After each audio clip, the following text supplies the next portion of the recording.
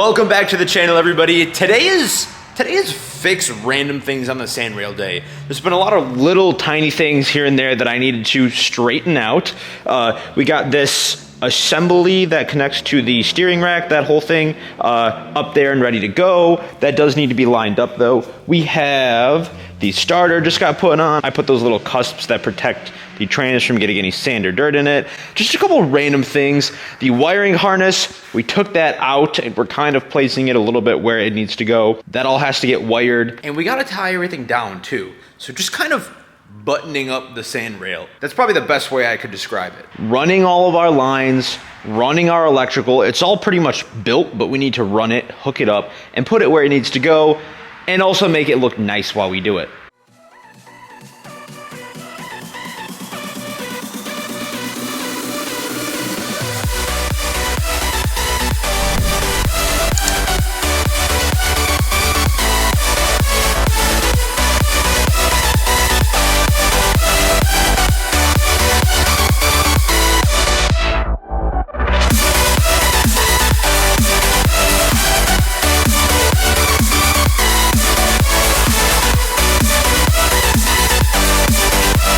Time for an update. So kind of like I mentioned earlier, it's just sort of a random video of us buttoning up different things, different items that need to be run.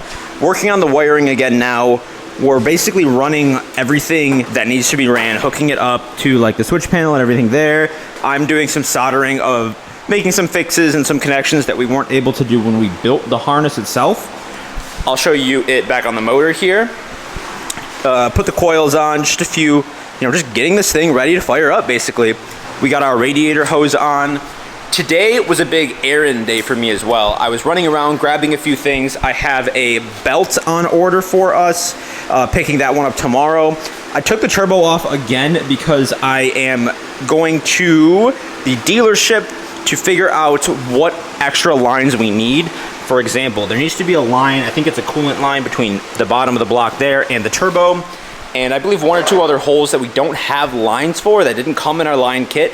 So we're trying to figure out what we might or might not need to buy, because I can't put any fluids or anything in this thing until we have all those holes plugged up, because they will just, the oil or coolant will just leak out.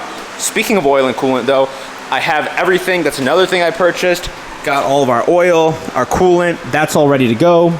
I'm gonna hop in here in a minute and do more of the wiring, just sort of solder things up. Zach's kind of laying everything out, and I'm doing all the soldering and connecting. Zach, do you want to give us a little update about what you're doing?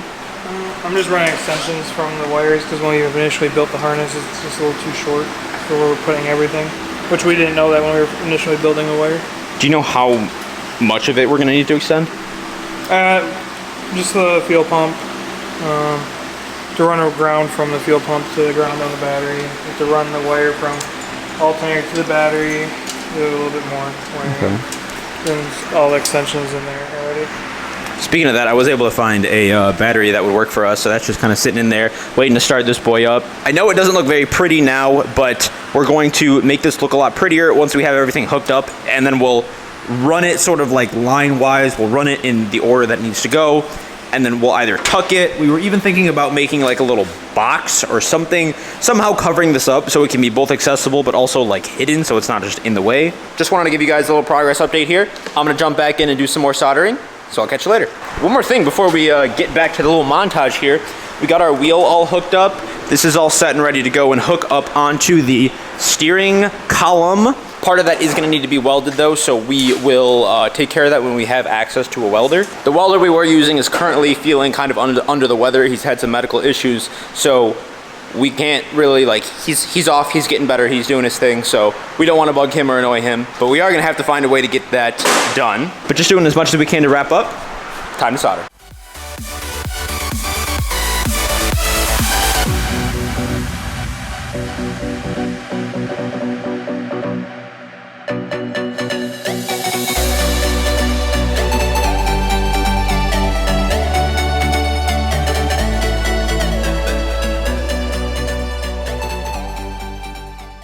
So we had a little bit of an issue with this sandrail, and this is going to kind of explain why it's taken so long to finish it, why we had a lot of these problems. Basically, it boils down to money and a lot of the mistakes that I made along the way.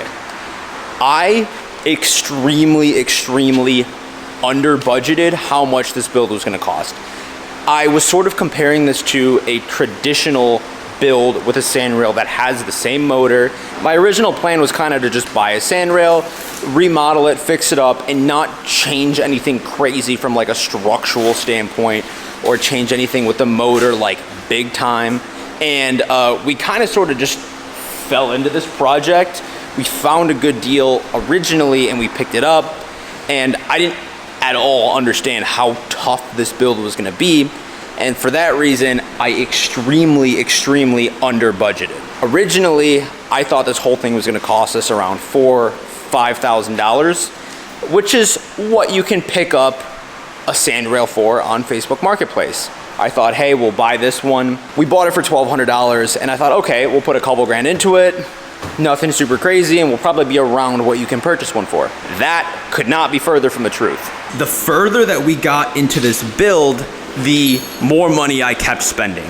And I did not have the money at the time. I still don't really have the money, but I'm in a lot better of a position now just because I have a stable job as an accountant. Before I had this position, it was very tough to afford this thing, and I shouldn't have bought it. It was not a smart financial decision by any means, but I wanted to grow the channel. I wanted to do something fun for you guys and with you guys, and that's why I did it. But I completely got over my head. The big stuff cost more than I expected, and the small stuff costed more than I expected.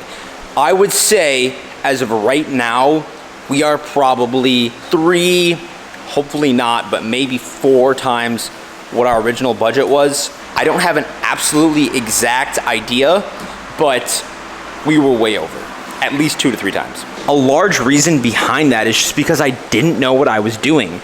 I was spending time where I shouldn't have, or maybe not spending enough time where I should have. And my planning for this build was very little. I didn't understand the amount of parts that were gonna need to go into this, and I didn't fully understand even what we needed to make it work.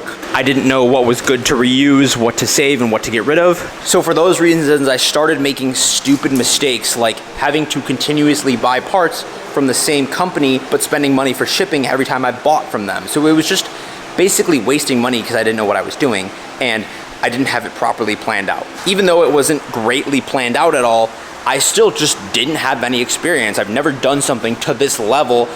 All of my mechanical knowledge has been relatively plug and play, taking out old parts, putting new parts into a car, and relatively like when stuff works together. This, you have to make it work together.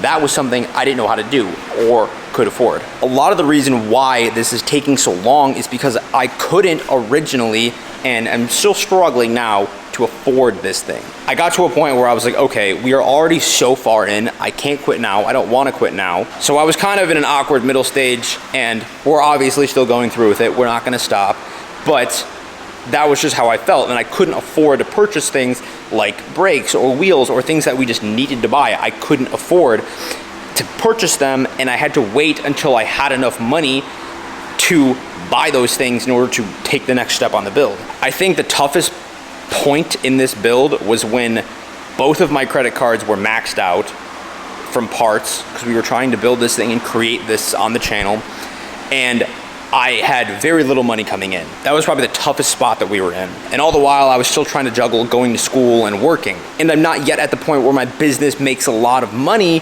so most of this was only coming out of my work paychecks. YouTube does not pay for the sand rail, and it does not pay for the Corvette or anything. That all gets paid for by my job as an accountant and my former job as a valet. All of the little stuff financially just adds up on a build. So if you guys are doing a build, please, over budget.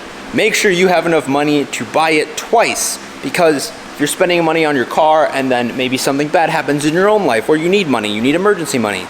That's a big situation I was in, and learn from my mistakes. I don't want to like complain to you guys and sit here and like say, oh, woe is me, like this was completely my fault. This was my own doing, this was my own project, and I take full responsibility. I don't want to come off as blaming this on somebody else, because that is just not true. It's nobody else's fault. But I just kind of want to preach to you guys to please fully understand what you're getting yourself into. I don't at all want to deter you, but just know that unfortunately, if you're watching this channel, you have probably picked one of the most expensive hobbies in the world. But thankfully I got my trusty Zeke by my side. Finishing up the wiring coming soon, then brakes. I love you all, and I'll see you in the next video.